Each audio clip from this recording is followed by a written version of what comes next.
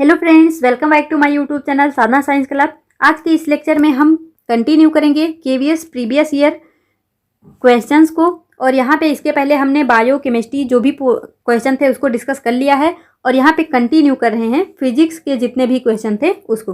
तो एक पार्ट हमारा कंप्लीट हो गया है, ये हमारा पार्ट 2 है। तो चलो देर ना करते हुए स्टार्ट करते हैं। तो यहाँ पे एक क्वेश्चन था वो प्लैंक वाला, बुलेट वाला, उसमें कुछ कन्फ्यूजन था तो उसको अभी हम लास्ट में डिस्कस करते हैं। और कुछ कमेंट्स से मतलब जिसको क्लियर करना है तो वो भी हम लास्ट में अभी डिस्कस करेंगे। तो चलो पहले क्वेश्चन को देखते हैं क्या है। A boy having a mass of 60 kg, मतलब एक लड़का है जिसका मास दिया है 60 kg। Hold in his hand a bag weighing 30 Newton, एक बैग लिया है जिसका जो वेट है वो कितना है 30 Newton. The force with which the floor push upon his feet, मतलब एक जिसपे वो खड़ा है वो जो फ्लोर है वो उसके पैर पे कितना फोर्स पुश करेगा, कितना फोर्स लगाएगा। तो देखो एक फर्श है, इस पे एक लड़का जो है खड़ा है, उसके हाथ में बैग है। तो अब जो लड़के का वेट है और जो ये मतलब बैग लिया है वो दोनों ही इस पर जो फ्लोर है उस पर मतलब कुछ ना कुछ फोर्स लगाएंगे। तो उतना ही जो फोर्स है उनके ऊपर भी मतलब फोर्स लगाएगा, यानी इन दोनों को कंसीडर करेंगे, इन दोनों के फोर्स को कंसीडर करेंगे। तो देखो जो लड़का है इसका तो मास केजी में दिया है, लेकिन जो बैग है उसको न्यूटन में दिया है। तो जो लड़के का मास है इसको भी न्यूटन में चेंज करेंगे, यानी ये मास दिया है तो इसको भी वेट निकालो। तो वेट कितना हो जाएगा 60 × 10, क्योंकि W = mg, जी की वैल्यू 10, तो ये 600 न्यूटन। अब ये भी न्यूटन ये भी न्यूटन, दोनों को ऐड कर दो, 600 + 30 = 630 न्यूटन। देखो कुछ लोग चेंज नहीं करके 60 + 30 कर देते हैं तो ये 90 आ जाता है, उनको लगता है सही है, लेकिन ये गलत है, 90 नहीं होगा, 630 न्यूटन ये हमारा राइट आंसर होगा। हिंदी में पढ़ना चाहो पढ़ सकते हो और हमेशा यूनिट कन्वर्जन का ध्यान रखना फिजिक्स के क्वेश्चन को सॉल्व करते समय। नेक्स्ट क्वेश्चन है एंड 120 kg मेटल सिलेंडर, मतलब एक मेटल सिलेंडर है जिसका यहाँ पे क्या दिया हुआ है, मास दिया है 120 kg, 2.5 metre long and with each end of area 40 centimetre square, stand vertically on one end, the pressure exerted by the cylinder on the floor will be. बोल रहा है कि कितना प्रेशर एग्जर्ट होगा इस सिलेंडर पे, मतलब इस सिलेंडर द्वारा फ्लोर पे कितना प्रेशर एग्जर्ट होगा। तो देखो जो प्रेशर है उसका फॉर्मूला होता है P = F/A, प्रेशर का फॉर्मूला है P = F/A। तो यहाँ से ये जो मतलब केजी में दिया है इसको न्यूटन में चेंज कर लो, क्योंकि देखो हमारा आंसर न्यूटन में है तो फोर्स को हम न्यूटन में निकालेंगे। तो ये जो 120 है ये हो जाएगा 1200, क्योंकि 10 से मल्टीप्लाई कर देंगे। और एरिया देखो यहाँ पे सेंटीमीटर स्क्वायर है, लेकिन हमारा जो ऑप्शन है यहाँ पे मीटर स्क्वायर है, तो सेंटीमीटर स्क्वायर को मीटर में चेंज कर लेना। तो जो 40 है 40 × 10⁻⁻4 मीटर स्क्वायर, तो 40 × 10⁻⁻4। अब यहाँ पे इसको कट करोगे तो ये आएगा हमारा 30, और जब ये ऊपर जाएगा 10⁻⁻4 तो प्लस हो जाएगा, और ये जो 30 है एक जीरो और लेंगे तो ये 3 × 10 की पावर क्या हो जाएगा 5। तो ये हमारा राइट आंसर हो जाएगा 3 × 10 की power 5 newton per metre square. Next question देखते हैं, हिंदी में पढ़ना चाहो पढ़ सकते हो। A hydraulic lift in a service station has a large piston 30 centimetre in diameter and a small piston 3 centimeter in diameter. The force exerted on the small piston to lift a load of 2000 kg will be. तो यहाँ पे देखो फिर से वही हमारा मतलब उसी से रिलेटेड क्वेश्चन है जो अभी हमने पढ़ा, P = F/A। तो जो मैंने आपको बताया था वो मतलब कि फॉर्मूला का एक वो बनाते जाना, तो उसमें ये भी नोट कर लेना, प्रेशर = फोर्स बाई एरिया। तो देखो यहाँ पे डायमीटर दिया है, कोई आपको रेडियस या फिर डायरेक्ट एरिया नहीं दिया है, तो आपको ये पता होना चाहिए कि जो एरिया होता है area directly proportional to diameter के स्क्वायर। तो एरिया जब डायमीटर के डायरेक्टली प्रोपोर्शनल है स्क्वायर उसके, तो आप क्या करोगे यहाँ पे इसको चेंज करो।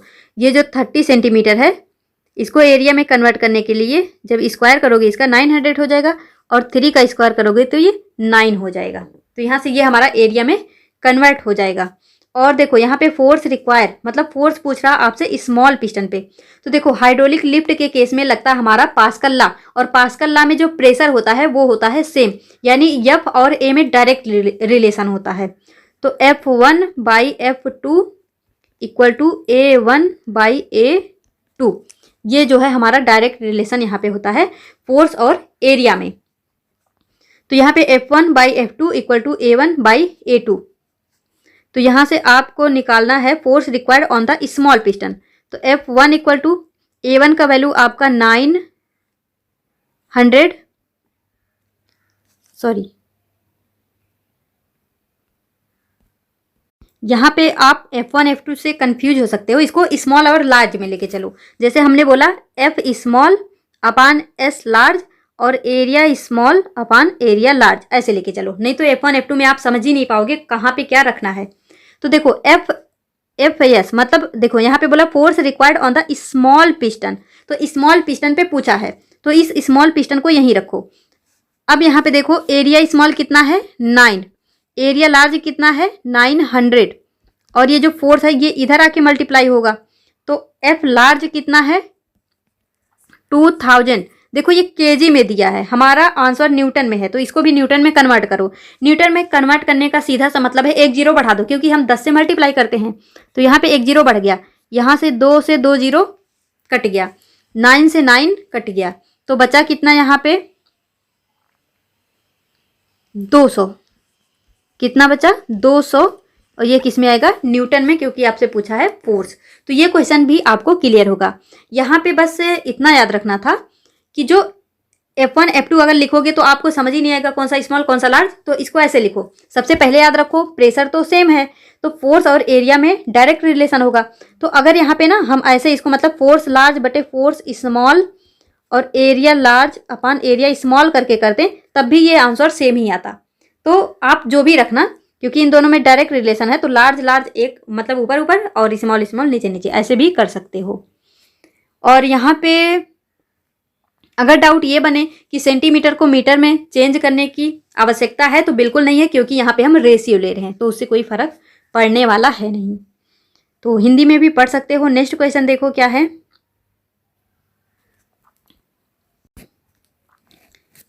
अ मेटल बॉल्स वेट 0.096 न्यूटन, मतलब ये दिया है हमको फोर्स नहीं मतलब वही वेट या फिर फोर्स कुछ भी कहो।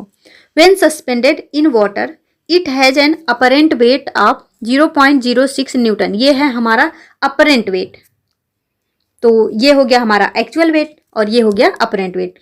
The density of the metal will be, और डेंसिटी ऑफ वाटर आपको दिया हुआ है, तो मेटल की डेंसिटी पूछी गई है। तो सबसे पहले देखो आपको दिया है एक्चुअल वेट और अपरेंट वेट, तो इससे सबसे पहले आप निकाल सकते हो बायंट फोर्स। तो जो बायंट फोर्स होता है, इसको FB से दिखा लेते हैं बायंट फोर्स को। FB मतलब बायंट फोर्स इक्वल टू जो एक्चुअल वेट है, एक्चुअल वेट माइनस यहाँ पे apparent wait, actual weight minus apparent wait. तो जब इसको आप माइनस करोगे 0.096 माइनस 0.064, ये आ जाएगा 6, यहाँ पे 2, यहाँ पे फिर 3, फिर 0, फिर पॉइंट, आगे भी 0 ऐसे लगा सकते हो। 0.032 ये आपका आ गया बायंट फोर्स। अब देखो आपसे पूछा है डेंसिटी ऑफ द मेटल, तो जब भी आपसे डेंसिटी पूछ रहा है तो क्या करोगे, इसका फॉर्मूला होता है डेंसिटी ऑफ ऑब्जेक्ट, ऐसे DO लिखती हूँ, डेंसिटी ऑफ ऑब्जेक्ट, या फिर इसको ऐसे ऐसे दिखाते हैं ना डेंसिटी को रो से। तो density of object equal to actual weight upon buoyant force into में डेंसिटी ऑफ वाटर, ये है आपका फॉर्मूला। तो इस फॉर्मूला में आप वैल्यू को पुट करो। देखो जब भी आपको एक्चुअल वेट और अपरेंट वेट दिया है तो वहां से बायंट फोर्स निकाल सकते हो, और डेंसिटी पूछा है तो डेंसिटी का फॉर्मूला है actual weight upon buoyant force into में डेंसिटी ऑफ वाटर। तो देखो एक्चुअल वेट आपका कितना है 0.096 अपान बायंट फोर्स कितना आया है 0.032 इंटू में डेंसिटी ऑफ वाटर आपको दिया ही है 10 की पावर 3 kg पर मीटर क्यूब। तो ये आपको डेंसिटी ऑफ ऑब्जेक्ट निकालना। अब देखो यहाँ पे यूनिट इन दोनों के पास कुछ भी हो लेकिन वो कैंसिल हो जाएगा, क्योंकि रेशियो में यूनिट हमेशा कैंसिल हो जाता है। तो ये जो इसका यूनिट है यानी केजी पर मीटर क्यूब, वही हमारा हमेशा यहाँ पे आंसर में आएगा। तो आंसर तो हमारा केजी पर मीटर क्यूब में आना है। अब बस इसको सॉल्व कर लो, कितना होगा। ये गया तो ये सब उड़ गया। अब देखो यहाँ पे ये इसका कितना है, 3 टाइम्स, मतलब जब इससे हम कट करेंगे तो ये जाएगा हमारा 3 टाइम्स। तो 3 × 10⁻³ केजी पर मीटर क्यूब। तो क्या हो जाएगा आपका कौन सा, option number 3 × 10⁻³ KG per metre cube. I think ये क्वेश्चन भी आपको क्लियर होगा। तो इस फॉर्मूले को डायरेक्ट ऐसे नहीं लिखना, आप ऐसे लिखना कि जब एक्चुअल, नहीं यहाँ पे 2 फॉर्मूले लिखो। एक तो लिखो buoyant force equal to actual weight minus apparent weight, फिर नीचे लिखो density of object equal to actual weight upon buoyant force into में डेंसिटी ऑफ वाटर। ये दोनों फॉर्मूले को नोट करो। तो जिस हिसाब से आपको मतलब जो भी दिया रहेगा उस वैसे कर सकते हो। अगर मान लो यहाँ पे एक्चुअल वेट दे दिया, बायएंड फोर्स डायरेक्ट दे सकता है, तो आपको ये करने की जरूरत ही नहीं पड़ेगी। अब देखो नेक्स्ट क्वेश्चन क्या है।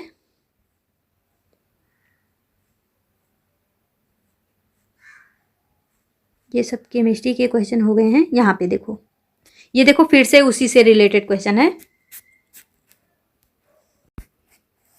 Question, the minimum volume of block of wood density equal to 800 KG per metre cube. देखो कभी कभी ना डेंसिटी का डायरेक्ट पूछ लेता है कि इसका यूनिट क्या है, तो ये याद रखना। तो minimum volume of block of wood, density इसका दिया हुआ है और आपसे पूछ रहा minimum volume if it is to hold a 50 kg person entirely above the water when he stand on it would be या फिर will be density of water आपको दिया हुआ है। तो देखो यहाँ पे बोल रहा है कि minimum volume of block of would, जैसे मान लो ये वाटर है, यहाँ पे एक वुड का ब्लॉक है, इस पर एक व्यक्ति खड़ा हुआ है। जो व्यक्ति है इसका जो वेट है, मतलब जो मास है ये 50 kg है, और जो ब्लॉक है इसका आपको डेंसिटी दिया है 800 kg पर मीटर क्यूब। और यहाँ पे जो लिक्विड है यानी जो हमारा पानी है उसका जो डेंसिटी है वो 1000 kg पर मीटर क्यूब, ये आपको दिया हुआ है। अब बोल रहा मिनिमम वॉल्यूम कितना होगा। तो यहाँ पे इसको आप 2 तरीके से कर सकते हैं। पहले जो शॉर्टकट मेथड है वो बताती हूँ। जैसे देखो इस तरह का क्वेश्चन कभी भी आता है कि मतलब एक वुड है उसके ऊपर आदमी है, तो बोला कि मिनिमम कितना वॉल्यूम होना चाहिए इस वुड का कि ये पानी के ऊपर ही ऐसे तैरता रहे, इंटायरली एबव द वाटर ही रहे वो, जब व्यक्ति उस पर खड़ा होता है। तो यहाँ पे आप डायरेक्ट कर सकते हो डेंसिटी ऑफ लिक्विड, लिक्विड यानी कि वही हमारा वाटर, और डेंसिटी ऑफ ऑब्जेक्ट कितना है जिस पर वो खड़ा है, और यहाँ पे volume equal to extra load कितना है। एक्स्ट्रा लोड वही है मतलब जो आदमी है, या फिर आदमी की जगह कुछ भी बोल सकते हैं कि हमने उस पर कुछ रख दिया या ऐसा कुछ, यानी जो भी एक्स्ट्रा लोड है वो इसके इक्वल होगा। अब डेंसिटी ऑफ वाटर आप यहाँ पे 1000 माइनस डेंसिटी ऑफ ऑब्जेक्ट आपको 800 दिया है, ये हो गया वॉल्यूम जो कि आपको निकालना है। और एक्स्ट्रा लोड कितना है यहाँ पे 50। अब देखो जब यहाँ पे इसको माइनस करोगे 200 वॉल्यूम इक्वल टू 50, और जब यहाँ से इसको कट करोगे 0 से 0 उड़ गया तो 5/20। तो यहाँ पे जब मतलब एक पॉइंट लगाओगे फिर 0 बढ़ाओगे तो 20 × 40 आएगा, फिर यहाँ पे ये फिर से 5 टाइम जाएगा तो 0.25 आपका। और वॉल्यूम पूछा है तो वॉल्यूम का जो यूनिट होता है वो होता है मीटर क्यूब। तो यहाँ पे ये आपका राइट आंसर हो जाएगा। और मतलब ये तो हो गया इजी सा तरीका। अगर आपसे ये मतलब ये एक्स्ट्रा लोड की बात करता है तो फिर तो ठीक है, लेकिन अगर ऐसा नहीं करना चाहो तो इसका जो थोड़ा सा बड़ा मेथड है वो देखो कि मतलब देखो यहाँ पे बोल रहा है कि एबव द वाटर ही रहे, मतलब बायएंड फोर्स लगाना पड़ेगा जो उसको फ्लोट कराएगा। तो बायएंड फोर्स का कंडीशन ये है, आपने पढ़ा भी होगा, वेट ऑफ डिस्प्लेस वाटर, मतलब जब भी जैसे मान लो एक बाल्टी है उसमें पानी भरा है, तो आप जब भी कोई ऑब्जेक्ट उसमें डालोगे तो जितना उसका वेट है उतना ही पानी बाहर आता है, उतना ही पानी बाहर आता है या फिर बाहर ऊपर की तरफ उठ जाता है। तो सेम वही कंडीशन है कि weight of displace water, weight of displace water equal to ये water equal to total weight total weight किसका, जो उसके ऊपर रखा गया है। तो यहाँ पे टोटल वेट हम किसका ले रहे हैं, एक तो वो ब्लॉक रखा गया है लकड़ी का, प्लस इसके साथ में वो पर्सन भी रख दिया गया। मतलब अब जितना ब्लॉक का जो भी वेट है, जितना पर्सन का वेट है, वो दोनों मिलकर वहाँ पे क्या लगाएंगे, उन दोनों के वेट के बराबर जो है पानी डिस्प्लेस होगा। तो अब देखो वेट इक्वल, जैसे हमारा फॉर्मूला होता है density equal to mass by volume, तो यहाँ पे मास या वेट इक्वल क्या हो जाएगा, डेंसिटी इंटू वॉल्यूम। तो आपसे वॉल्यूम पूछा इसलिए हम इसको कन्वर्ट करेंगे, मतलब जो वेट है उसको हम density of water into volume equal to यहाँ पे डेंसिटी ऑफ वुड और वॉल्यूम प्लस यहाँ पे जो पर्सन है उसका जो मास है, जो वेट है वो कितना होगा 50। अब यहाँ से हो जाएगा 1000 V equal to 800 V plus 50, और यहाँ पे जब माइनस करोगे तो 200 V इक्वल टू 50, फिर से वही आंसर आ जाएगा V equal to 0.25 metre cube. तो दोनों भी तरह से जैसे चाहो वैसे आप इसको कर सकते हो, या तो एक्स्ट्रा लोड वाला स्पेशली मतलब नोट बना के लिख लेना कि जब भी एक्स्ट्रा लोड की बात करेगा तो density of liquid minus density of object into में volume equal to extra load, ऐसे करेंगे। या फिर बस इतना याद रखो सिंपल सा कॉन्सेप्ट कि मतलब weight of displace water equal to total weight. Total weight मतलब वही, चाहे उस पर ब्लॉक रख दो, पर्सन रख दो, कुछ भी रख दो, उन सबका मिला के जितना टोटल वेट होगा वो। तो यहाँ पे वेट तो हमको दिया नहीं गया था, डेंसिटी दिया गया था और वॉल्यूम पूछा गया था, तो इसलिए हमने जो है मास इस तरह से ना रख के हमने डेंसिटी और वॉल्यूम में यहाँ पे इसको रखा हुआ है, डेंसिटी इंटू वॉल्यूम। तो क्योंकि अगर वेट दिया होता तो उस हिसाब से हम रख लेते हैं, तो हमें ये भी देखना होता है कि हमें क्या गिवन है, उस तरह से हमें फॉर्मूला को मॉडिफाई करना पड़ता है। Next question, which one of the following expression correctly gives the Ohm's law for a conductor. तो ये तो बहुत ही सिंपल सा क्वेश्चन है कि बोल रहा कि ओम्स लॉ को कौन सा एक्सप्रेशन करेक्टली मतलब बताता है। तो सबको पता है V इक्वल टू IR, मैं तो इसको ऐसे याद रखती हूँ वीर V इक्वल टू IR, ऐसे याद रख सकते हो। तो ये हो गया आपका राइट आंसर, करेक्ट पूछा था ना। हाँ, नेक्स्ट देखो क्या है, the potential difference required to pass 4 ampere current, मतलब I दिया है, थ्रू अ 24 ओम रजिस्टर यानी कि R दिया है, विल बी। पोटेंशियल डिफरेंस आपसे पूछा हुआ है, तो अभी जो आपको ऊपर में डायरेक्ट पूछा था उसी को यहाँ पे अप्लाई कर लो वीर। तो I की वैल्यू 4, R की वैल्यू 24, ये हो गया 96 वोल्ट, 96 वोल्ट, ये आपका राइट आंसर यहाँ पे हो जाएगा। तो ये भी एक इजी ही क्वेश्चन था हमारा, ये हिंदी में पढ़ सकते हो। नेक्स्ट देखो, मस्त क्वेश्चन है, इससे जो है कि उसमें DSSS में भी इससे खूब क्वेश्चन बनते हैं, मतलब ये फॉर्मूला ही बहुत इंपॉर्टेंट इसमें जो लगता है वो है। तो देखो, a current of 2.0 ampere, 2.0 ampere मतलब ये बात कर रहा है करंट की, I की, flows down a straight metal rod that has a 0.20 centimetre diameter, याद रखना। The rod is 2.0 metre long and the potential difference between its end is 40 volt. The resistivity of the metal of the rod will be। तो आपसे बोल रहा है कि resistivity, तो अगर आपने अभी जो मतलब पिछला लेक्चर मैंने प्रोवाइड किया था इसका पार्ट 1, उसमें जो वीडियोज के लिंक लगाए थे, अगर आपने उसके स्टार्टिंग के 2 lecture class 9th revision, class 10th revision किया होगा तो आपको पता होगा, वहाँ भी मैंने इस फॉर्मूले को अच्छे से डिस्कस किया हुआ है और ये भी बताया है कि इससे खूब क्वेश्चन बनते हैं। तो देखो, आपको I दिया है, करंट दिया है, डायमीटर दिया है, लेंथ दिया है, वोल्ट दिया है, रेजिस्टिविटी पूछा है। अब आपको सबसे पहले दिमाग में आना चाहिए फॉर्मूला रेजिस्टिविटी का। तो देखो, रेजिस्टेंस इक्वल होता है रेजिस्टिविटी लेंथ अपॉन एरिया, ये इसका फॉर्मूला होता है। तो अगर रेजिस्टिविटी पूछा है तो रेजिस्टिविटी मतलब कि आप ऐसे कर लो, इसको यहीं पे छोड़ो, ये हो जाएगा RA/L इक्वल टू रो। तो हमें यही निकालना है, हम रेजिस्टिविटी को भी जो है रो से दिखाते हैं। तो RA/L। अब देखो, आपको लगेगा यहाँ पे तो दे दिया हमें वोल्ट, मतलब वोल्टेज दे दिया, और यहाँ पे मतलब लेंथ, तो चलो ठीक है लेंथ दे दिया, तो लेंथ को तो हम पुट कर लेंगे, और यहाँ पे करंट दे दिया, तो यहाँ पे कुछ भी मतलब मैच तो नहीं हो रहा, ऐसा लग रहा है ना। तो अभी मैंने आपको बताया था कि जो हमारा एरिया होता है वो डायमीटर के डायरेक्टली मतलब डायमीटर के स्क्वायर के डायरेक्टली प्रोपोर्शनल होता है, तो वहाँ से तो हमारा एरिया आ जाएगा। और रही बात, अब यहाँ पे हमें रेजिस्टेंस निकालना होगा, तो रेजिस्टेंस कैसे निकालते हैं? देखो यहाँ पे वोल्टेज भी दिया है, तो अभी हमने पढ़ा ना वीर, ये किस दिन काम आएगा।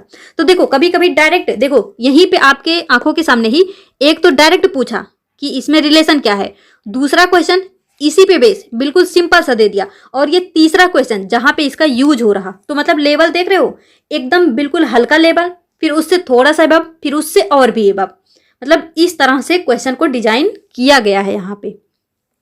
तो जो पूछते हैं कि लेवल कैसा रहेगा, तो आप खुद ही अपने सामने देखो, मतलब हर लेवल है डायरेक्ट फॉर्मूला, फिर उस सिंपल से फॉर्मूले पे बेस्ड क्वेश्चन, अब उस फॉर्मूले का यूज करके, मतलब इसको हम बोलते हैं कि डबल फॉर्मूला कॉन्सेप्ट टाइप में, कि मतलब कई सारे फॉर्मूले का यूज करके एक क्वेश्चन को बना दिया गया।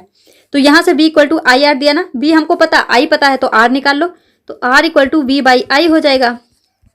तो v की वैल्यू कितना दिया है यहाँ पे 40 वोल्ट, और यहाँ पे जो हमारा करंट है वो 2, तो ये आएगा 20, मतलब ये जो हमारा r आया ये आ गया 20, और जो लेंथ है ये कितना दिया है 2 मीटर लॉन्ग, यानी ये जो लेंथ है ये 2 दिया है। अब आपको बस एरिया फाइंड कर लेना है। तो अब यहाँ पे देखो,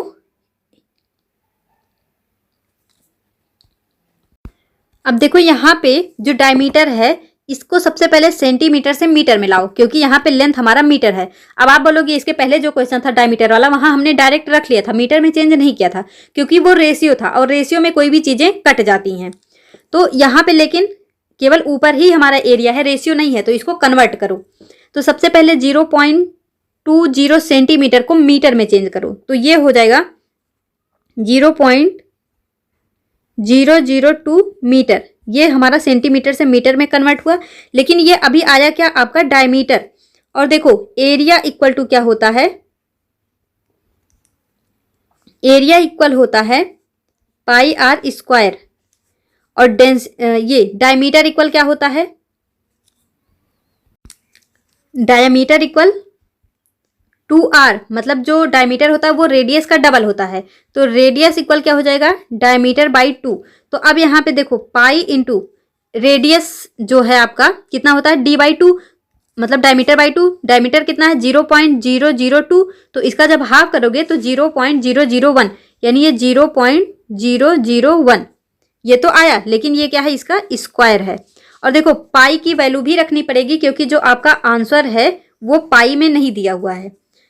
तो एक बार देखो आप यहाँ से इसको मुझे हटाना पड़ेगा, तो हमने जो रेजिस्टेंस है वो निकाल लिया 20, लेंथ हमारा 2, और यहाँ पे हम एरिया निकाल रहे हैं। तो इसको एक बार हटाती हूँ, फिर देखो हमारा फॉर्मूला था resistance equal to rho L by A, rho equal to R A by L equal to. Resistance हमारा कितना आया था 20, जो लेंथ है वो दिया है 2, और एरिया निकाल रहे हैं, area equal to pi R square. Diameter को जब मीटर में चेंज करोगे तो 0.002 मीटर आएगा, जब उसको हाफ से डिवाइड करोगे क्योंकि ये हमारा रेडियस है तो 0.001, पाई की वैल्यू 3.14, और यहाँ पे ये 0.001 का स्क्वायर। तो अब यहाँ पे देखो ये 3 है, और जब इसका डबल करोगे तो कितना हो जाएगा 6, मतलब देखो अब जब इसका डबल करोगे तो ऐसे 0.00001 यही आएगा। तो जब यहाँ पे इसको लेके जाओगे तो 1 इंटू 10 की पावर -6, या फिर 1 लिखो या ना लिखो, तो ये कितना हो जाएगा 3.14 इंटू 10 की पावर -6, क्योंकि ये एरिया है तो मीटर स्क्वायर। ये मतलब एक लेंदी क्वेश्चन कह सकते हो, क्योंकि बहुत ही कैलकुलेटिव है। एक बार रेजिस्टेंस निकाला फॉर्मूला लगा के, फिर जो है यहाँ पे एरिया निकाल रहे हैं, अब फिर यहाँ पे वैल्यू पुट करेंगे इस फॉर्मूले में, तो ये आपका आ गया एरिया। तो एक बार इसको बैक करते हैं हम और डायरेक्ट लगाते हैं अब, ताकि कैलकुलेशन पूरा क्लियर रहे। तो rho equal R A by L, R कितना आया था 20, एरिया आया हमारा 3.14 इंटू 10 की पावर -6, अपान में लेंथ कितना आया 2, तो अब देखो यहाँ पे 2 से इसको कट करोगे तो कितना जाएगा 10, ये आएगा 10। तो यहाँ से एक जीरो मतलब एक पॉइंट बढ़ के आगे खिसक जाएगा, तो ये कितना आएगा 31.4 इंटू 10⁻⁻6। अब देखो हमने इसी को मतलब यहाँ से इसको खिसका के यहीं क्यों रखा, क्योंकि जो हमारा आंसर है वो देखो माइक्रो ओम में आ रहा, जो रेजिस्टेंस है वो तो ओम में आता है, लेकिन ये जो सिंबल है माइक्रो ओम, तो माइक्रो क्या होता है 10⁻⁻6, तो इसकी जगह हम ऐसे माइक्रो लगा देंगे, माइक्रो ओम। तो हमारा आंसर जो है 31.4 माइक्रो ओम आ जाएगा। तो आपका ये थर्ड वाला राइट आंसर यहाँ पे हो जाएगा। ये क्वेश्चन मतलब कह सकते हैं कि लेंदी है। एक तो मतलब यहाँ पे दो दो फॉर्मूले लगवाया, ऊपर से इतना सारा यूनिट कन्वर्जन कराया, ऊपर से यहाँ पे एरिया भी डायरेक्ट नहीं दिया हुआ था, डायमीटर से रेडियस पे जाओ, रेडियस से फिर जाके एरिया पे आओ, तो ये मतलब लेंदी क्वेश्चन था। नेक्स्ट देखो क्या है,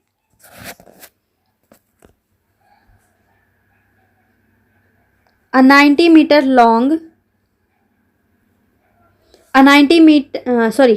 centimeter long copper tube has an inner diameter of 0.8 centimeter and an outer diameter of 1.0 centimeter. The electric resistance of the tube when used lengthwise will be। अब आपसे पूछ रहा है रेजिस्टेंस, और देखो रेजिस्टिविटी ऑफ कॉपर आपको दिया हुआ है और यहाँ पे ये लेंथ दिया हुआ है। तो चलो इसको भी करते हैं, और ये भी आपका बहुत ही मतलब कैलकुलेटिव क्वेश्चन है, क्योंकि जहाँ भी ये फॉर्मूला लगता है ना तो वहाँ पे कैलकुलेशन आ ही जाता है। लेकिन ये है अगर वो इजी वैल्यू मतलब डायरेक्ट दे दें तो कभी कभी काम आसानी से भी बन जाता है। तो चलो इसको भी करते हैं। सबसे पहले अब देखो अगर रेजिस्टेंस दिया है, लेंथ दिया है, डायमीटर दिया है, रेजिस्टिविटी, तो फॉर्मूला तो वही लगना है, मतलब resistance equal to resistivity area length upon area, यही लगना है। लेकिन अब सबसे पहला जो मेन काम है, रेजिस्टिविटी तो आपको दे दिया, इसको तो हम रख देंगे, लेंथ दे दिया, इसको रख देंगे।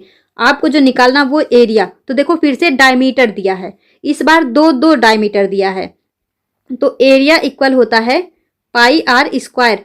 लेकिन अगर मतलब डबल यहाँ पे डायमीटर या रेडियस की बात करें तो हम इसको पाई और बड़े में से क्या करते हैं, छोटे वाले को माइनस, इस तरह से लिखते हैं।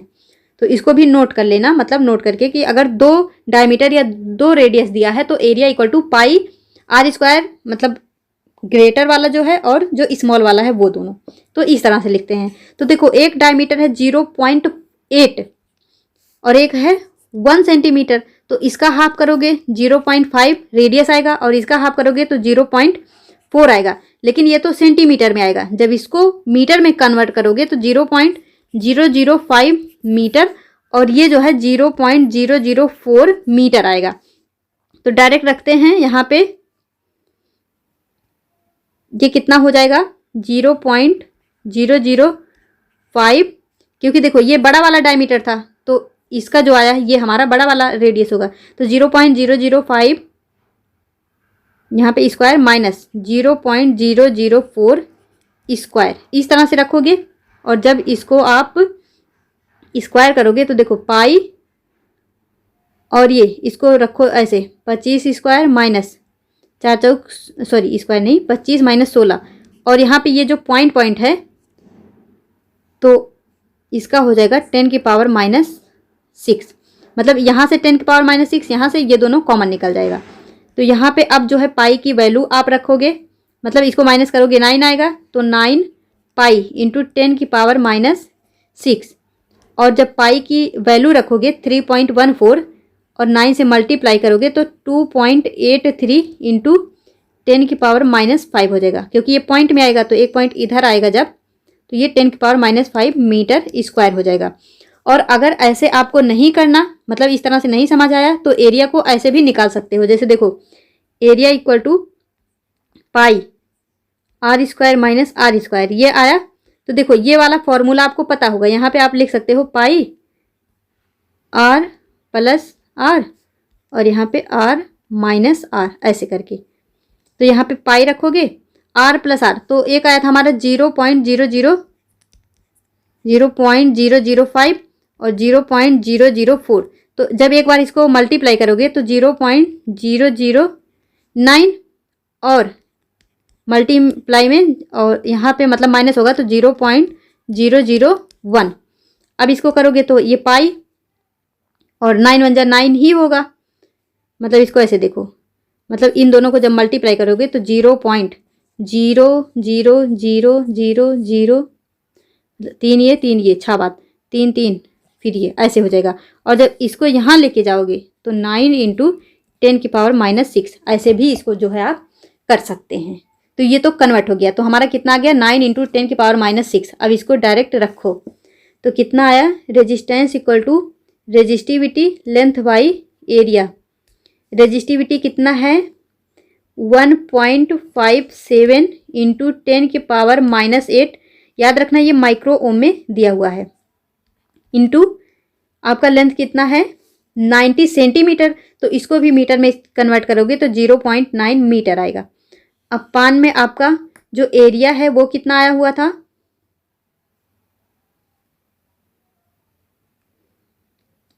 एक सेकेंड, एरिया देखो 9 × 10⁻⁻6 तो हमने वो r² माइनस r² करके निकाला था। इसके आगे पाई भी था तो यहाँ पे 9 को हम 3.14 से मल्टीप्लाई भी करेंगे।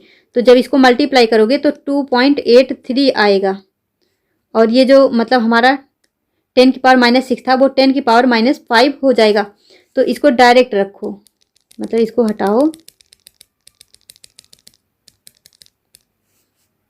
यहाँ पे 2.83 × 10⁻⁻5। अब देखो यहाँ पे आप क्या कर सकते हो, यहाँ भी 2 अंक पे दशमलव है, यहाँ भी इसको हटा दो। फिर ये जो है यहाँ से जब हटाओगे तो ये 10⁻⁻4 हो जाएगा। और जब इसको कट करोगे सब कुछ, देखो ये तो यहाँ पे जाके माइनस हो जाएगा। और जब आप इससे इसमें मल्टीप्लाई करोगे, मतलब इन दोनों को मल्टीप्लाई करके और इससे डिवाइड करोगे तो ये 5 आएगा। तो 5 × 10⁻⁻4 आएगा। और आपका यहाँ पे जो आंसर है वो माइक्रो ओम में दिया है। तो आप इसको 500 लिखोगे ताकि ये 10⁻⁻6 बन सके। देखो जब भी हम वैल्यू को बढ़ाएंगे तो जो पावर है वो घट जाती है, और अगर वैल्यू को छोटा करेंगे तो पावर बढ़ जाती है। तो हमने 5 का 500 बना दिया, तो इस वजह से 2 0 लगाया है तो ये 2 यहाँ पे क्या हो जाएगा और इसमें जुड़ेगा तो माइनस, मतलब और भी यहाँ से माइनस हो जाएगा तो -4 -2 बराबर -6 हो जाएगा। तो अब 10⁻⁻6 को माइक्रो ओम लिख सकते हो। तो ये क्या हो जाएगा 500 माइक्रो ओम। तो यहाँ पे ये आपका राइट आंसर कौन सा हो जाएगा 500। एक सेकेंड देखो, ये मैंने इसको शायद गलती से माइक्रो पढ़ लिया था, ये ओम ही है, माइक्रो हमारा ये है माइक्रो ओम ऐसे। तो ये आपका राइट आंसर होगा 500। देखो ये मतलब जो भी ये रेजिस्टिविटी रेजिस्टेंस वाला क्वेश्चन है इसमें कैलकुलेशन बहुत ज़्यादा ऐड हो जाता है, क्योंकि मतलब ये एरिया है, फिर मतलब उसको माइनस प्लस ये सब करने में थोड़ा कैलकुलेटिव होते हैं इसके क्वेश्चन।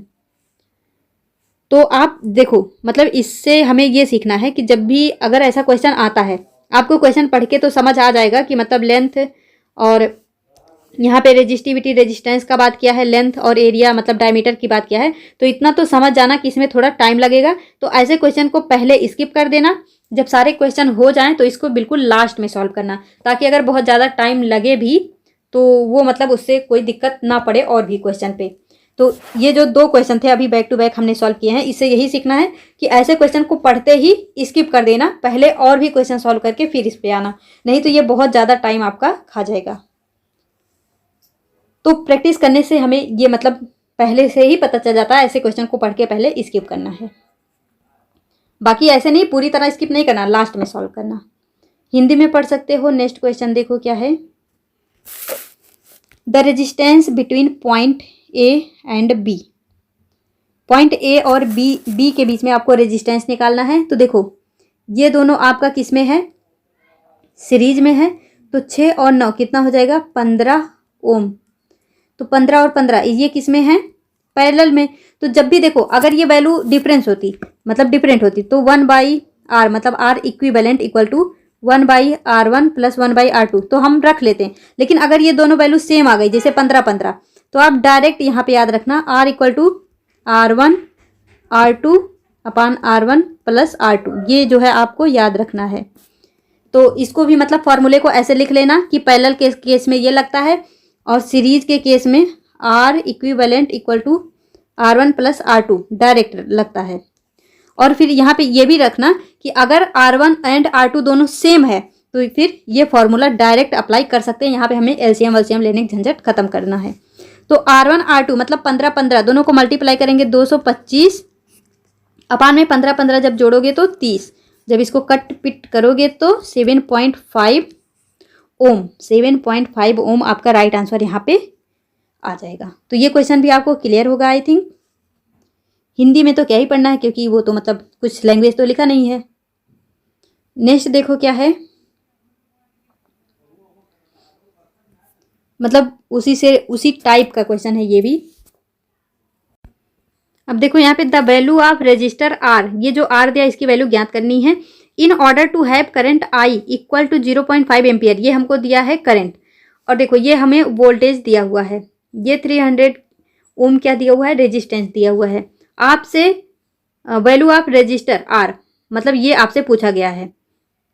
तो अब देखो सबसे पहले आर इक्विवेलेंट ज्ञात करो। आर इक्विवेलेंट क्या होगा, V बाई आई, वीर मैंने बताया था ना वीर, ऐसे V equal to I R, तो R इक्वल टू क्या हो जाएगा V बाई आई। तो यहाँ पे जब करोगे तो ये 45 और I की वैल्यू 0.45, तो यहाँ पे डबल जीरो बढ़ेगा तो ये आ जाएगा 100 ओम। तो आपका R इक्विवेलेंट कितना आ गया, 100 ओम।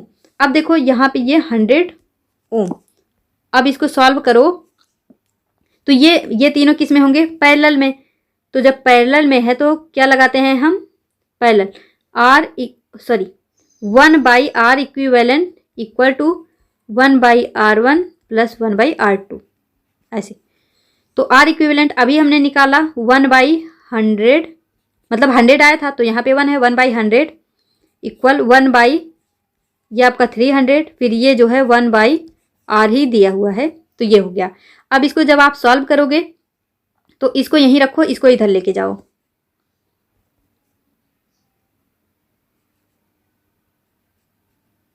तो यहाँ पे 1/100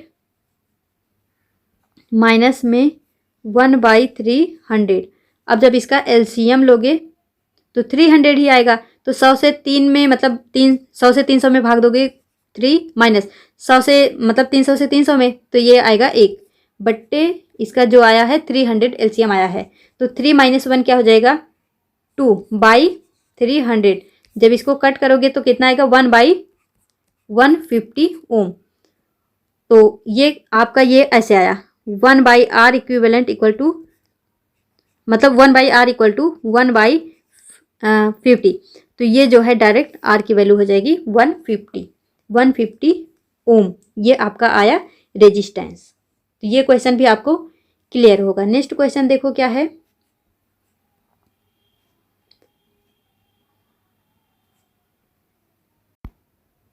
तो देखो क्वेश्चन है helium 2+ ion travels at right angle. देखो क्या बोल रहा है, राइट एंगल मतलब theta equal to 90 degree to a magnetic field of 0.80 tesla with a velocity of 10⁵ metre per second. The magnitude of magnetic force on the ion will be, electric charge आपको दिया हुआ है और पूछ रहा है the magnitude of magnetic force. तो देखो बोल रहा है कि आयन ट्रेवल, जो मैग्नेटिक फोर्स होता है जो आयन मूव कर रहा है, यानी आयन मूविंग चार्ज पे जो मैग्नेटिक फोर्स होता है वो होता है, उसका फॉर्मूला होता है F equal to QVB sine theta. तो यहाँ पे थीटा को 90 दिया है तो साइन थीटा यानी साइन 90 की वैल्यू होती है 1, तो ये तो हमारा गया। अब देखो यहाँ पे Q जो चार्ज है, इलेक्ट्रॉन चार्ज है, वो बोल रहा है 1.6 इंटू 10⁻⁻19, लेकिन यहाँ पे 2 आयन गया है मतलब हीलियम 2+ है तो Q charge equal to 2E। तो यहाँ पे 1.6 को जब 2 से मल्टीप्लाई करेंगे तो 3.2 हो जाएगा। तो क्यू की जगह पे रखो 3.2 इंटू 10⁻⁻19 इंटू वी आपको कितना दिया है वेलोसिटी 10⁵ मीटर पर सेकेंड, और जो यहाँ पे बी है मैग्नेटिक फील्ड, बी मतलब मैग्नेटिक फील्ड, वो कितना है 0.80 टेस्ला। ये जब आप इसको मल्टीप्लाई करोगे तो देखो ये 19 है, ये 5 है, तो यहाँ 9 में से 5 गया 4, तो ये तो आएगा हमारा 10⁻⁻14, और फोर्स है तो फोर्स आता है न्यूटन में, वैसे भी यहाँ देख सकते हो। तो इसको जब आप मल्टीप्लाई करोगे इसमें तो ये आपका आ जाएगा 8 दूनी 16, 1 8 त्रिक 24, 1 25, और यहाँ पे पॉइंट लगाओगे यहाँ 2 अंक पे, एक इधर एक इधर, तो 2.56 ये आपका आएगा राइट आंसर। 2.56 इंटू 10⁻⁻14 न्यूटन, तो ये आपका यहाँ पे राइट आंसर हो जाएगा। आई थिंक ये भी आपको क्लियर होगा। तो फॉर्मूला कैसे लिखोगे, magnetic force on ion moving charge, तो कितना होता है F = QVB sin थीटा, और लिख लेना sin थीटा मतलब राइट एंगल अगर है तो sin थीटा 0 हो जाएगा, क्योंकि थीटा की वैल्यू 90 हो जाएगी। तो इस तरह से इसको लिख लेना, और ये भी लिख लेना जो Q है वो क्या है आपका चार्ज है, और जो V है वो वेलोसिटी है, B जो है वो मैग्नेटिक फील्ड है, और जो F है वो मैग्नेटिक फोर्स है। B मैग्नेटिक फील्ड है और F मैग्नेटिक फोर्स है। तो इस तरह से वो भी लिख लेना कि किसका क्या मतलब है, ये भी आपका क्लियर होगा। नेक्स्ट क्वेश्चन देखो, फटाफट डिस्कस करते हैं। ये भी कुछ वैसा ही क्वेश्चन है। तो देखो नेक्स्ट क्वेश्चन है, a circular coil of radius 40 mm consist of 100 turns of conducting wire and the current through it is 20 milliampere. The magnetic field in the centre of the coil will be. आपसे बोल रहा a circular coil of radius, मतलब यहाँ पे दिया है आपको radius कितना है 40 mm, और यहाँ पे टन्स दिए हैं 100, मतलब टन्स को दिखाते हैं कैपिटल N से। आप conducting wire and the current through it is 20 milliampere, ये है आपका करंट यानी कि I, जिसको हम I से दिखाते हैं, और रेडियस हो गया आपका R से। The magnetic field in the centre of coil, तो जो सेंटर ऑफ कॉइल होता है वहाँ पे जो मैग्नेटिक फील्ड होता है, यानी magnetic field at centre of coil जो होता है उसका फॉर्मूला होता है B = μ0 Ni/2R। अब यहाँ पे आपको कुछ भी नहीं करना, बस वैल्यू को पुट कर दो। तो जो μ0 होता है इसका वैल्यू आपको देखो दिया हुआ है 4 पाई इंटू 10⁻⁻7 इंटू n की वैल्यू 100 इंटू I की वैल्यू आपको 20 मिली एम्पियर दिया है। जब इसको चेंज करोगे एम्पियर में 0.02 एम्पियर, अपान में 2R जो दिया है आपका, जब इसको कन्वर्ट करोगे m में तो 0.04 ये हो जाएगा। अब जब इसको आप कट पीट करके सब कुछ सॉल्व कर लोगे तो आपका जो फाइनल आंसर आएगा वो आएगा 3.14 इंटू 10⁻⁻5 टेस्ला। आप एक काम करना, इसको सॉल्व करके मतलब देख लेना, पूरा कैलकुलेट करके देख लेना, आपका जो आंसर आएगा 3.14 इंटू 10⁻⁻5 टेस्ला आएगा। तो इसको आप कैलकुलेट कर लेना, अदरवाइज वीडियो बहुत लंबा जाएगा। अब देखो ये भी सेम ही क्वेश्चन है उसी टाइप का। अ सोलेनॉइड 0.5 मीटर लॉन्ग यानी लेंथ दे दिया, has 2000 turns of conducting wire, और यहाँ पे बोल दिया the magnetic induction near the centre of the solenoid is 0.08 Tesla. The current through the solenoid will be approximately, यानी यहाँ पे करंट पूछा है। तो यहाँ पे आप B = मतलब जो मैग्नेटिक फील्ड सोलेनॉइड में होता है वो होता है V = μ0, और ये स्मॉल n I। अब ये जो स्मॉल n होता है, स्मॉल n = कैपिटल N/L, तो कैपिटल N यानी ये जो टन्स है वो 2000 है, और जो लेंथ है आपका वो दिया 0.5, तो इसको जब आप कट करोगे तो ये 4000 आएगा। तो आप इसमें भी वैल्यू पुट कर लेना, आपको μ0 की वैल्यू दिया है, फिर B magnetic induction near the centre of solenoid is 0.08, तो v की वैल्यू 0.08 इक्वल म्यू नॉट में यहाँ पे 4 पाई इंटू 10⁻⁻7 और स्मॉल एन आपका आ गया 400 और यहाँ पे आई पूछा है, तो इसको इधर छोड़ के सबका वैल्यू जो है पुट करके आंसर आप जो है कैलकुलेट कर लेना क्या आएगा। नेक्स्ट देखो क्या है, हीटिंग इफेक्ट, सॉरी मतलब ये मैचिंग वाला है। तो एक आपको दिया है फिनोमेना, एक है साइंटिस्ट। तो किसने क्या सर्च किया था, ये मतलब सिंपल क्वेश्चन है। Heating effect of electric current तो ये दिया था आपका जूल ने। Magnetic effect of electric current ये दिया गया था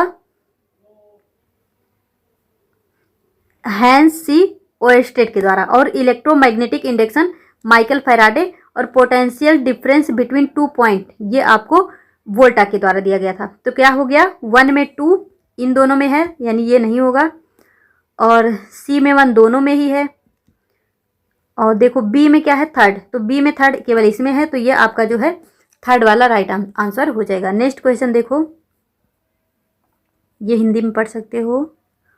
बोला which one of the following statement is not true in regard to hearing of sound. जो मतलब हियरिंग ऑफ साउंड के रिगार्डिंग कौन सा ट्रू नहीं है, नॉट ट्रू पूछा है, यानी फॉल्स बताना है। The audible range of sound for human being ranges between 20 hertz to 20 kilohertz, बिल्कुल सही है। Sound of frequencies below 20 hertz is called infrasonic. Below 20 hertz बिल्कुल सही है, इंफ्रा, और अबव 20 अल्ट्रा, तो ये आपका सही है। Dog can hear sound having frequency up to 25 kilohertz, ये भी सही है।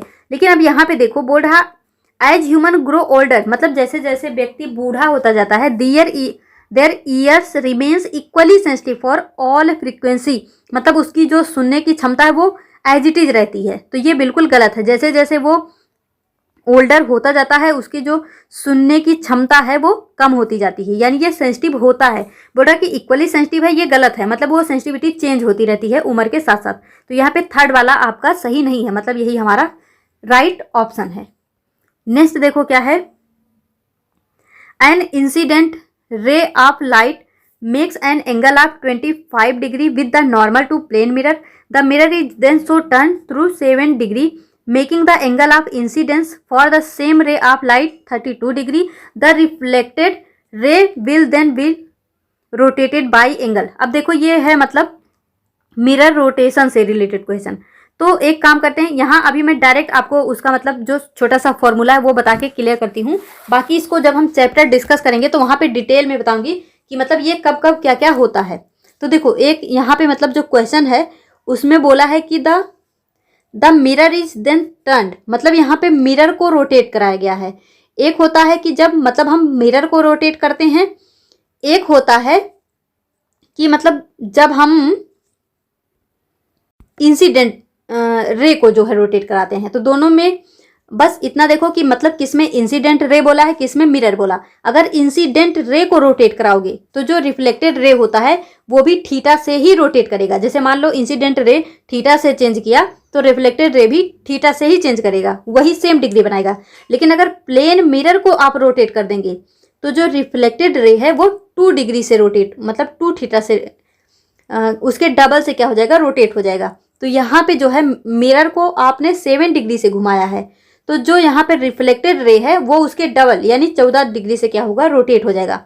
इसको हम जो है क्लास में अच्छे से समझेंगे, फिर ये आपको समझ आएगा। ये मतलब बहुत छोटा टॉपिक नहीं है, बड़ा टॉपिक है, तो इसको अच्छे से उसी समय समझ लेंगे। नेक्स्ट देखो,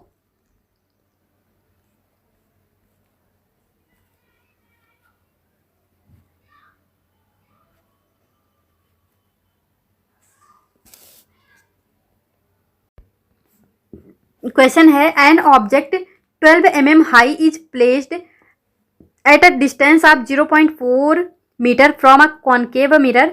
the radius of curvature of the mirror is 0.4 metre. The location of image आपको क्या करना है, फाइंड करना है। तो देखो ये है आपका कॉनकेव मिरर। कॉनकेव मिरर तो देखो सबसे पहले फोकल लेंथ निकालोगे रेडियस ऑफ कर्वेचर से, ये r/2।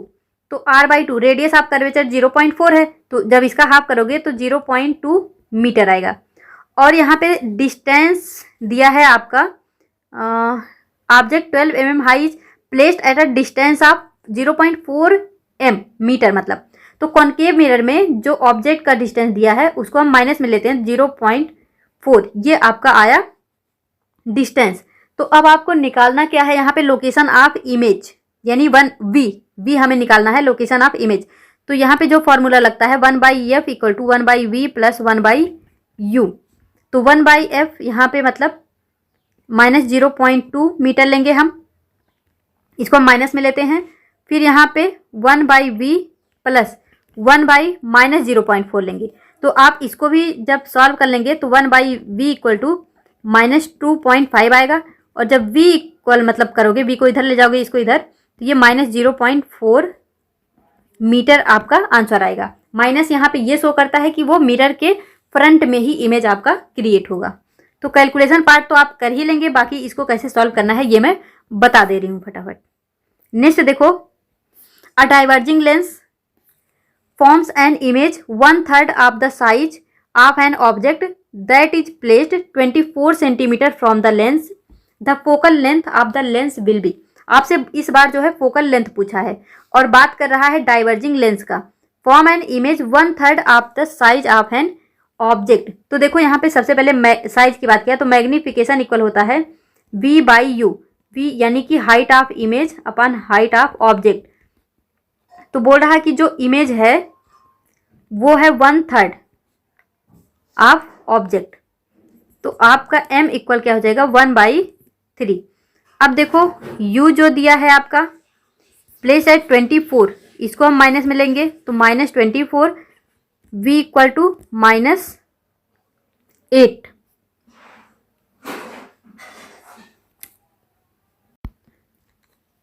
ये v हमने कहाँ से निकाला, इस फॉर्मूले में पुट करके m की वैल्यू और u की वैल्यू पुट करके ये आपका आ जाएगा v की वैल्यू। अब देखो यहाँ भी फॉर्मूला लगा लेना 1/f equal to 1/v minus 1/u। अगर आपको ये मतलब कहाँ पे हम माइनस ले रहे हैं, कहाँ पे प्लस ले रहे हैं, इन सब में कन्फ्यूजन है तो आपको जो मतलब वो मैंने लेक्चर प्रोवाइड किया है फास्ट रिविजन वाला, वहाँ से देख लो। अब देखो यहाँ पे आप वैल्यू को पुट करना और आपका आंसर जो है आ जाएगा। तो देखो v की जगह पे आप -8, u की जगह पे -24 रखोगे तो फोकल लेंथ इजीली यहाँ से कैलकुलेट कर पाओगे। नेक्स्ट क्वेश्चन देखो,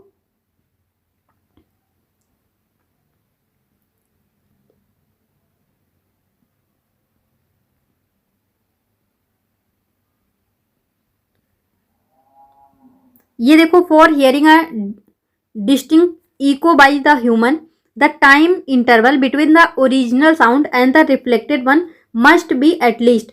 जो मतलब ह्यूमन ईयर होता है उसको अगर इको सुनना है तो कितना से मतलब कितना टाइम होता है, तो वो होता है 0.1 सेकेंड। ये डायरेक्ट NCERT का डाटा है, मतलब डाटा बेस्ड क्वेश्चन है, डायरेक्ट याद रखो, डायरेक्ट टिक करो, तो ये भी आपको क्लियर होगा। नेक्स्ट देखो,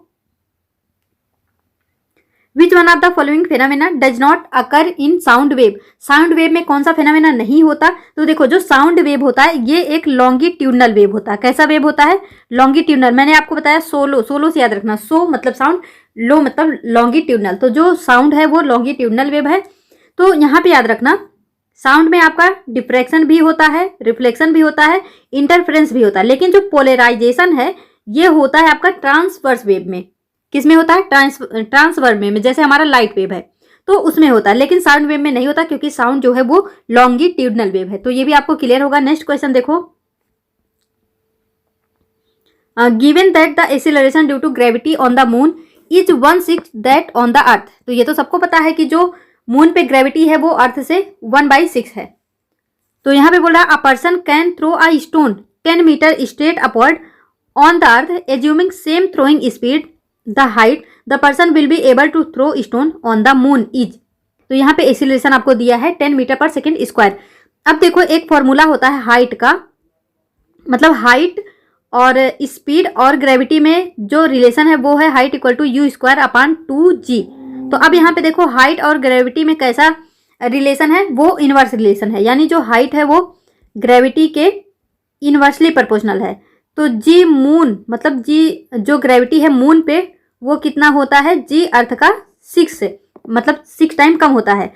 तो जो हाइट है क्योंकि g के इनवर्सली प्रोपोर्शनल है तो हाइट जो है इसके 6 टाइम्स हो जाएगा, मतलब 6 टाइम हो जाएगा, हाइट जो है 6 गुना हो जाएगा। तो यहाँ पे हाइट 10 मीटर दिया है जो अर्थ से फेंक रहा है 10 मीटर है, तो हाइट जो चांद पे है वो 6 गुना हो गया, मतलब 10 का 6 गुना यानी 60 मीटर हो गया। तो ये आपका राइट आंसर है। या फिर आप डायरेक्ट यहाँ पे ऐसे निकाल सकते हो, जो मैंने ये फॉर्मूला बताया, यू के जगह पे आप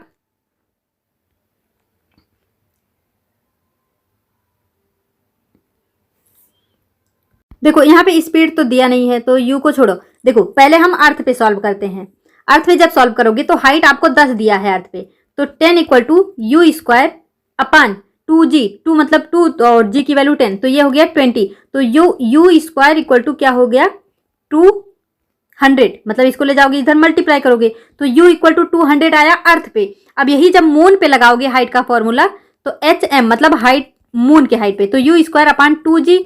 तो यहाँ पे आपको हाइट निकालना है और यू स्क्वायर की वैल्यू आपको 200 यहाँ पे दे दिया, तो 200 अपान 2g, 2 इंटू जी यानी 20। तो आप जब इसको एक सेकेंड 2g मतलब यहाँ पे g तो g/6 हो जाएगा ना, मतलब g अर्थ के अपेक्षा मून पे क्या है g/6 है, तो यहाँ पे 2 इंटू 10/6 होगा। अब 2 से ये तो कटेगा, तो ये जाएगा 10 टाइम, लेकिन ये जो 6 है ऊपर जाके मल्टीप्लाई हो जाएगा, तो ये हो जाएगा सॉरी मतलब ये यहाँ पे इंटू 6 होगा, तो ये हो जाएगा 60 मीटर। तो इस तरह से भी आप कर सकते हो, अदरवाइज ये वाला बिल्कुल ही एकदम शार्ट है, यहाँ से आप इसको कैलकुलेट कर सकते हैं। नेक्स्ट क्वेश्चन है यहाँ पे, बस इतने ही क्वेश्चन थे फिजिक्स के, और वो जो एक क्वेश्चन था प्लैंक वाला उसको एक सेकेंड फिर से देखते हैं। अब देखो इस क्वेश्चन में मैंने आपको बताया था, मतलब जो हमारा फाइनल आंसर आया था वो आया था, मतलब V2 जो था v स्क्वायर इक्वल टू -2400। तो मैंने आपसे बोला जो माइनस है, माइनस का मतलब ये है कि जो बुलेट है वो प्लैंक में ही क्या रह गया, उसके अंदर रह गया, वो बाहर उसको क्रॉस नहीं कर पाया। तो यहाँ पे मतलब जितने भी ऑप्शन है उसमें से अगर हम नेग्लेजिबल देखें वैल्यू, मतलब 0 के इक्वल, तो उस हिसाब से मैंने आपको बताया कि जो सबसे छोटा है उसको हम ले सकते हैं। लेकिन आंसर की में इसको डायरेक्ट सॉल्व करके दे दिया, मतलब डायरेक्ट यहाँ पे v का जब अंडर रूट निकाला तो वो मतलब 48.9 समथिंग आया, तो इसको हम 49 लिख सकते हैं। तो आपको यहाँ पे मतलब ये 49 मीटर पर सेकेंड इसका राइट आंसर होगा, क्योंकि यहाँ पे ये माइनस में आया है, तो उस हिसाब से गोली वहाँ अटक गई। लेकिन अगर हम ये बोल रहे हैं कि गोली अटक गई मतलब उसकी फाइनल स्पीड 0 हो गई, तो उस हिसाब से ये 24 भी नहीं होना था। अगर 0 देता तो हम 0 लेते, मतलब अगर 0 यहाँ पे ऑप्शन में होता तो 49 के बजाय 0 लेते, क्योंकि वो वहाँ पे अटक गई। लेकिन अब स्पीड दिया है तो उस हिसाब से हम 24 ना लेके 49 लेंगे। और जिसने भी बताया था उसका बहुत बहुत शुक्रिया। तो ये जो है स्मृति सिंह जी, आपका बहुत बहुत धन्यवाद। आपने ये बोला कि बुलेट वाले क्वेश्चन में स्क्वायर रूट नहीं लिया, तो ठीक है, हमने मतलब इसलिए नहीं लिया क्योंकि वो माइनस में आ रहा था और वहाँ पे हमने मतलब उसको 0 के इक्वल एज्यूम करना था। लेकिन ये है कि अगर स्पीड दिया है तो हम उसको डायरेक्ट कैलकुलेट करके माइनस को इग्नोर करते हुए final answer 49 metre per second लेंगे। एक और यहाँ पे जो कमेंट था कि मतलब केवीएस टीजीटी साइंस में न्यूमेरिकल पोर्शन ज़्यादा होता है या कम, तो अब आपको दोनों लेक्चर अटेंड करने के बाद ये पता चल गया होगा कि मतलब ज़्यादा क्या होता है। तो आप देखे होंगे मतलब कुछ ऐसे क्वेश्चन हैं, यहाँ पे लगभग हमने 33 क्वेश्चन डिस्कस किए हुए हैं, और इसमें से आप देखेंगे मतलब 5 से 6 या 7 क्वेश्चन कैसे हैं, थियरी बेस हैं, मतलब डायरेक्ट फॉर्मूला या ऐसे ही कि इसमें क्या है क्या नहीं। अदरवाइज जितने भी क्वेश्चन हैं लगभग वो न्यूमेरिकल हैं। तो आप जो है अब आपको आंसर मिल गया होगा कि न्यूमेरिकल ज़्यादा होता है। थर्ड यहाँ पे है, इतने इजी क्वेश्चन सच में आएंगे क्या? तो ये भी आपको पता चल ही गया होगा। आपने ये जो है मतलब ये आपका कमेंट था केमिस्ट्री वाले लेक्चर में। तो देखो जो एग्जाम पैटर्न होता वहाँ पे उनका ये होता है कि आपका जैसे यहाँ पे 3 पार्ट है, बायो, केमिस्ट्री और फिजिक्स, इनको ऐसे क्वेश्चन बनाने हैं। तो वो क्या करते हैं, कभी कभी मतलब केमिस्ट्री के थोड़ा इजी क्वेश्चन दे देंगे, फिजिक्स को हार्ड बना देंगे, और कभी क्या करेंगे फिजिक्स को थोड़ा इजी करके केमिस्ट्री को हार्ड कर देंगे। तो वो एक बैलेंस पेपर बनाते हैं। तो आप किसी एक ही पार्ट से मतलब केवल केमिस्ट्री के बेस पे पूरे पेपर को जज ना करें, आप पूरा, अब जैसे आप फिजिक्स कर लिया, अब आप बताइए आपको कैसा लगा, मतलब फिजिक्स करने के बाद अब अगर आपको बायो, केमिस्ट्री, फिजिक्स इन सबका प्रीवियस ईयर क्वेश्चन करने के बाद ऐसा लग रहा कि क्वेश्चन बहुत ईजी हैं, फिर आप ये मान लो कि आपका प्रिपरेशन बहुत अच्छा है। लेकिन अगर आपने केवल केमिस्ट्री के बेस पे जज किया है तो ये भूल ना करें कि मतलब वो इजी क्वेश्चन है, पेपर को बैलेंस बनाया गया है। अगर केमिस्ट्री रीजन थोड़ा हल्के क्वेश्चन लिए गए हैं तो आपने देखा होगा फिजिक्स में अच्छे कॉन्सेप्चुअल और कई कई फॉर्मूले का भी यूज करके क्वेश्चन बनाया गया है। जैसे रेजिस्टिविटी वगैरह जो हैं इनके क्वेश्चन लेंदी होते हैं, मतलब फॉर्मूले में पुट करने में ही काफ़ी टाइम लग जाता है। तो जब हम केमिस्ट्री को जल्दी निपटा लेंगे तो वो टाइम जो है फिजिक्स को देंगे। तो इस हिसाब से पेपर को जो है वो लोग डिजाइन करते हैं। तो आप लोगों को जो है ये बिल्कुल क्लियर होगा। अगर आपको ऐसा मतलब ये गलत लग रहा हो कि मतलब इस तरह से कमेंट पे डिस्कस करना, तो आप बता सकते हैं, हम नेक्स्ट टाइम से डिस्कस नहीं करेंगे। लेकिन ये है कि मतलब कई लोगों को ऐसा डाउट आ सकता है, इसलिए मैंने सोचा एक बार क्लियर कर देते हैं कि ताकि सबके ही मन से वो डाउट खत्म हो जाए। तो चलो इसको यहीं पे रखते हैं। अभी मेरा जो है मतलब ये बिल्कुल बैटरी लो होने वाली है, जाने वाली है, तो यहाँ पे इसको ख़त्म करते हैं। Bye bye.